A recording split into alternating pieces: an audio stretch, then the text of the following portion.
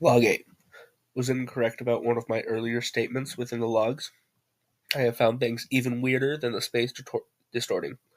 And while some of it is not as weird in a metaphysical sense, it is still strange and unsettling nonetheless.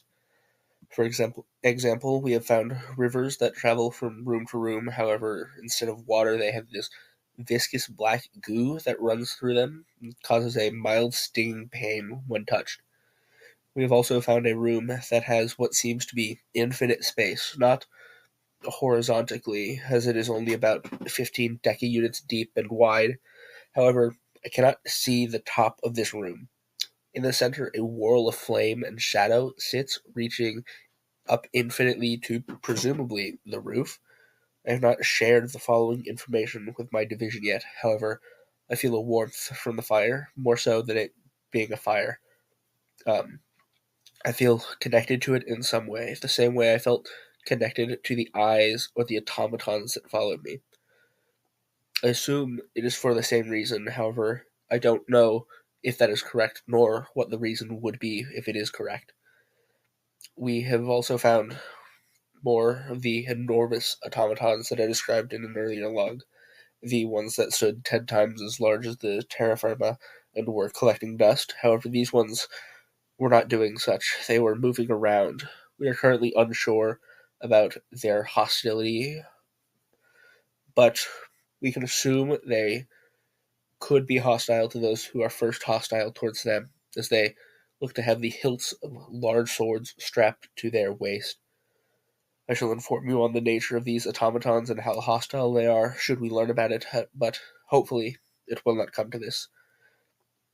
This is all that has been discovered by my division in the past 10 or so days, and has become tradition.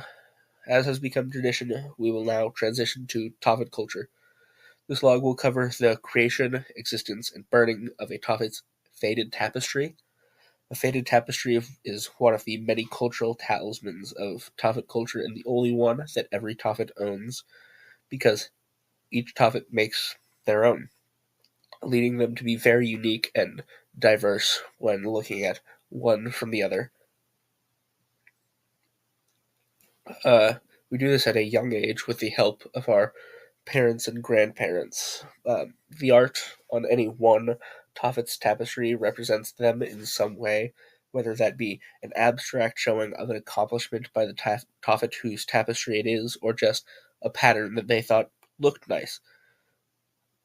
Each tapestry is unique, special, and should never be looked down upon. As a Tophet ages, their tapestry grows, and as their story goes on, it is said that those with interesting stories in their tapestries are blessed by Dinah to gain great luck and adventure on an even more thrilling adventures. In times of need, one might pray to their tapestry to possibly gain insight from Dinah. This insight will likely not come right away. It might take hundreds of days to come to fruition, or it might not even ever come.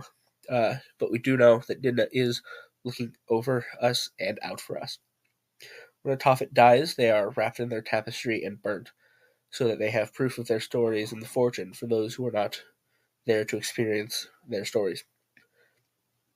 Uh, if you are not from Tophet culture, you might see it to be sad to live their tapestry of the fallen.